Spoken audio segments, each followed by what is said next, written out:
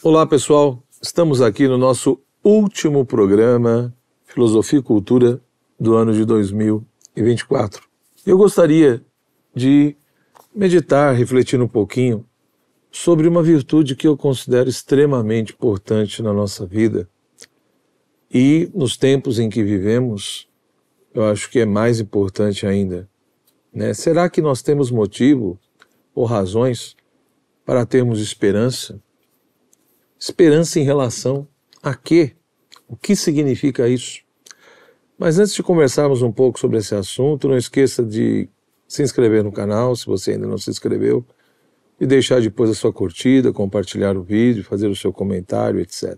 Chega no final do ano, é natural que as pessoas reflitam, analisem, né, como foi esse ano. E com tanta coisa acontecendo, com tantas más notícias, tantos conflitos, tantas aberrações e coisas confusas acontecendo no mundo, é natural que muitas vezes a gente fica um pouco cabisbaixo e sem esperança.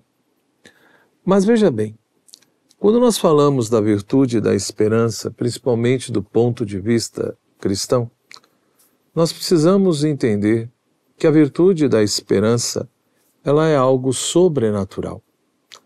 Ou seja, virtude da esperança não é simplesmente você ter um pensamento positivo e achar que no final tudo vai dar certo, tudo vai dar, né, vai dar tudo bem, tudo tranquilo, está tudo certo. Não, não é nada disso. Não é um resultado meramente de um esforço humano. Ou seja, ela é uma virtude teologal e, portanto, quando nós falamos da virtude da esperança, da mesma forma que a fé e a caridade, é uma disposição, né, uma capacidade, uma condição que Deus nos dá, que Deus nos ajuda desde o nosso batismo, para que nós possamos, de fato, conseguirmos viver com essa nova identidade de filhos de Deus que nós recebemos em Cristo Jesus. Então, quando nós pensamos nesse sentido, nesse aspecto, ou nessa perspectiva, nós vamos vendo que a virtude da esperança, repito, ela não é algo natural, não é um desabrochar da nossa natureza, não. Ela pressupõe um auxílio divino, ela pressupõe uma ação de Deus na nossa vida, pela qual, ou seja, por intermédio dessa virtude, nós passamos realmente a ter uma firme confiança em Deus e uma firme confiança em que Deus realmente nos dará, por intermédio de Cristo, pelos méritos de Cristo, a graça de que nós precisamos para que nós possamos um dia chegar à eternidade, ao céu, como os cristãos dizem. Isso daqui mostra que, junto com a virtude da esperança, é possível isso na medida em que a gente vai entendendo que não tem como colocar a nossa total esperança naquilo que é criado, ou seja, em qualquer criatura, seja humana ou não. Por quê? Toda criatura tem a sua finitude, as suas limitações, e, portanto, não é capaz de tudo. Qualquer ser humano, mais cedo ou mais tarde, vai nos decepcionar, porque é portador de toda uma fragilidade, fora a problemática da questão do pecado, dos vícios. Então, quando nós associamos a virtude da esperança com o dom do Espírito Santo, por exemplo, da ciência, nós vamos compreendendo o que as coisas são, para que elas existem, e, portanto, na medida em que a gente vai entendendo o que as coisas são, para que elas existem, nós vemos que, por mais que tudo que Deus criou seja bom e belo, nada pode saciar completamente o nosso coração e nada consegue ser um fundamento inabalável para a nossa existência, porque tudo que é criado não é um fundamento de si mesmo, não é imutável e, por conseguinte, não tem como ser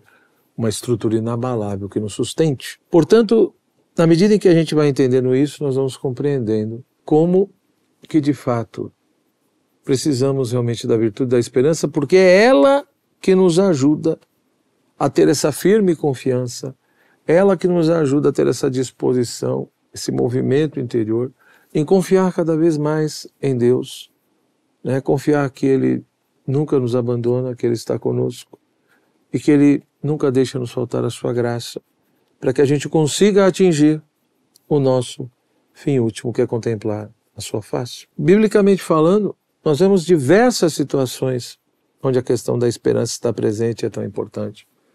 Por exemplo, o livro de Jó, com todo o sofrimento, toda a dor, tudo que ele perdeu, tudo que ele passou, ele vive a esperança, apesar de tudo. Isso mostra como que não tem como ter esperança se eu não tenho fé. É através da fé, desse aderir a Deus, confiar em Deus, é tudo que Ele revelou.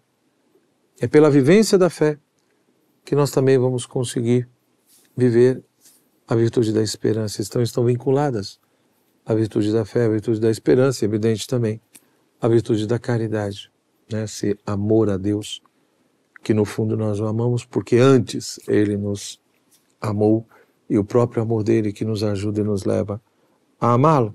Então, a grande questão é essa, ou seja, na medida em que eu confio em Deus, eu sei que Ele vai me dar a sua graça, eu creio que Ele é um saber não só no sentido de um desdobramento e resultado, né, de um raciocínio lógico, não é isso, mas eu sei no sentido de que a fé nesse ponto me ajuda a ter esse tipo de conhecimento, de que Deus é fiel mesmo quando eu sou infiel. E, portanto, Ele vai, baseado na sua infinita bondade, me dar a sua graça e, portanto, eu confiando em Deus, na sua graça, eu sei que eu vou conseguir viver, ter atitudes condizentes com a minha natureza de filho de Deus adotivo e, portanto, um dia em Cristo, né, realmente ter essa condição, esse mérito de conseguir perseverar até o fim, chegar até a glória. Então a virtude da esperança nos leva a realmente colocar a nossa esperança somente em Deus. Eu vejo hoje as pessoas querendo colocar esperanças em tantas coisas, em política, em economia, ou mesmo nos estudos, na ciência. Lógico que tudo isso tem o seu papel, tem a sua função, quando tudo isso é bem feito, ajuda, mas colocar a nossa esperança em qualquer coisa que não seja divina é extremamente complicado e temerário. A história da humanidade mostra isso. Sagradas Escrituras nos lembram disso, os pensadores cristãos nos lembram disso, né?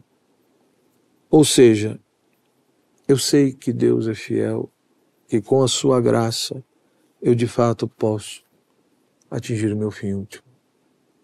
E na medida em que eu vou correspondendo também a essa graça. Ela é necessária, com certeza.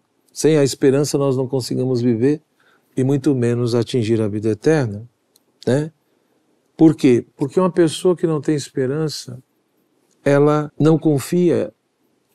E quem não confia e vai ficando ali sem essa esperança, ele vai abandonando os meios necessários para que ele consiga atingir o seu fim último. Ou seja, todos aqueles meios, aquilo que Deus oferta e dá, a pessoa vai se fechando e abandonando tudo isso e, portanto, ela vai desistindo de si mesma. Então, quem não confia, abandona os meios e, ao fazer isso, está condenando a si próprio, porque vai se fechando à graça de Deus. Por isso que devemos tomar muito cuidado com as atitudes, né, que podem nos levar a ir contra a virtude da esperança. Né, ou, usando uma linguagem cristã, os pecados contra a esperança, que são 3, né? Em primeiro lugar, o desespero, em segundo lugar, a presunção, e em terceiro lugar, a desconfiança. São atos, né, que ofendem a Deus, que bloqueiam, atrapalham profundamente a vivência da esperança, vão contra ela, né? Ou seja, o desespero é justamente você julgar que Deus não tem como te perdoar, nem Deus consegue te perdoar, nem Ele vai te dar a graça e os meios necessários para que você consiga realmente ser uma nova pessoa, de acordo com aquilo que você crê. Então isso é muito sério, porque o pecado do desespero, repito, te leva a chegar à conclusão que não tem jeito. É o famoso pecado de Caim, né? Quando mata Abel. Ele chegou ao ponto de dizer: a minha iniquidade é demasiado grande para ser perdoada. Veja que loucura, né? Ou seja, a pessoa acha que o pecado que ela fez, o erro dela é tão grande, que nem Deus é capaz de perdoar. E aí ela se fecha à graça. Ela rejeita a Deus. E aí realmente ela entra numa trilha de autodestruição. Muito complicado. São Tomás de Aquino diz que 2 grandes pecados que acabam levando ao desespero é a luxúria e a preguiça, né? Ou seja, uma sexualidade desregrada faz com que a gente vá se prendendo cada vez mais aos deleites, aos bens materiais, para poder garantir esses deleites. E, portanto, na medida em que a gente vai se tornando escravo de tudo isso, a gente também vai entrando meio que em desespero, no sentido de que não adianta, eu nunca vou conseguir me libertar disso. Né? Isso me domina e eu não consigo viver sem isso. Ou seja, a pessoa começa a ter a sensação de que ela não consegue viver sem aquilo. E essa escravidão se torna senhor dela. A preguiça é a mesma coisa, também leva ao desespero. Por quê? Porque vai tirando, vai minando aos poucos as forças da pessoa para continuar a sua luta, né? A sua busca por Deus. Então devemos tomar muito cuidado, tanto com a luxúria quanto com a preguiça. Porque se não reagirmos e lutarmos, nós vamos acabar caindo nessas 2 coisas que vão nos levar ao desespero. Ou seja, a se fechar totalmente à graça de Deus e rejeitar os meios oferecidos por Ele, achando que nem Deus pode nos perdoar. A presunção é o outro extremo, né? A presunção é um pecado contra a esperança, por quê? Porque ela é um excesso de confiança. É a pessoa que acha que vai atingir o seu fim último, vai conseguir melhorar, vai conseguir ser uma pessoa melhor, buscando e expressando essa santidade que Deus vai lhe dando, somente com as suas forças, somente com o seu esforço.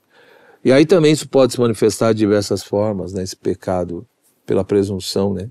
Primeiro, como eu disse, achar que vai se salvar e vai atingir o seu fim último pelas próprias forças, né? Que o mundo vai melhorar só com a ciência e o esforço humano. Da mesma forma, aquela pessoa que acha que o importante é só acreditar e pronto, né? Se eu acreditar já está tudo certo. Não, uma fé desvinculada da vida, uma fé que realmente não transforma a sua vida, não tem sentido. Ela é morta. Então, não. Eu tenho que ter uma fé verdadeira. Uma fé verdadeira não pode ser uma fé desvinculada da sua vida, onde realmente mostra a potência da graça de Deus, de tudo que ela faz em você. Outros dizem, depois eu vejo isso. Na hora da morte eu me converto. Na hora da morte eu tento melhorar lá um pouquinho. No final da vida eu vou procurando fazer coisa menos errada, né?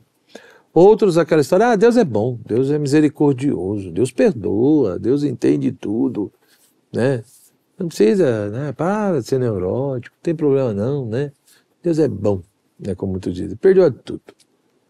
Cuidado, né? Porque com certeza Deus perdoa, Ele é misericórdia, mas Ele também é justo.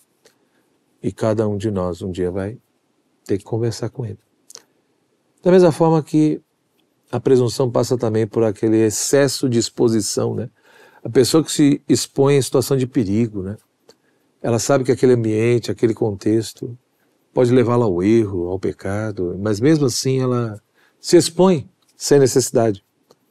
Isso também é um absurdo, também é um pecado de presunção. E por fim, terceiro pecado contra a esperança é a desconfiança, né? Ou seja, a pessoa tem até uma certa confiança em Deus. Não é que ela não acredita, não confia em nada, mas ela não confia suficientemente na misericórdia e na bondade de Deus. Ela acha que Deus a ama porque ela é boa, enquanto que na realidade nós somos bons é porque Deus nos ama. Esse é o contrário. Se nós vamos nos tornando pessoas melhores e boas, é porque antes Deus nos amou. Ou seja, Deus não me ama porque eu sou bom, mas eu vou me tornando bom na medida em que eu vou me abrindo e vivenciando esse amor de Deus na minha vida. Então, nesse final de ano, era isso que eu gostaria de compartilhar com você. Nós podemos e devemos e temos motivos, sim, para ter esperança, principalmente se nós temos fé em Deus. Se eu creio em Deus, que Ele existe, é o Criador de todas as coisas, e que nada escapa da sua providência, então eu preciso ter esperança. Porque porque eu confio que a sua graça não vai faltar, eu confio que Ele é bondade e misericórdia, e que de fato Ele vai me ajudar a atingir meu fim último, né? E que tudo concorre para o bem daqueles que amam a Deus. Da mesma forma que eu entendo, tá bom, tudo que Deus criou bom é belo, mas nada pode ser o fundamento da minha esperança, a não ser Deus. Então essa ideia, né, de colocar nossa esperança nesse mundo, nessa vida, ou achar que o ser humano sozinho vai resolver tudo, é enganar-se a si mesmo. É acreditar em ilusões e vender ilusões para as pessoas. Então, a virtude da esperança, do ponto de vista cristão, nos ajuda a pensar nessas coisas. E também diz que nós devemos tomar esses cuidados para que a gente não venha ferir e perder essa virtude na nossa vida. Aquilo que a gente foi ganhando desde o primeiro momento que fomos recebendo Deus na nossa vida. Que você tenha um bom final de ano, que você tenha um início de ano abençoado, e que 2025 realmente nós possamos ter esperança no coração, mas a verdadeira esperança que nós só encontramos em Deus. Forte abraço, tudo de bom e até o ano que vem, nossa próxima aula, nosso próximo diálogo, meditação. Que Deus nos ajude realmente a ter um 2025 melhor. Tchau, tchau.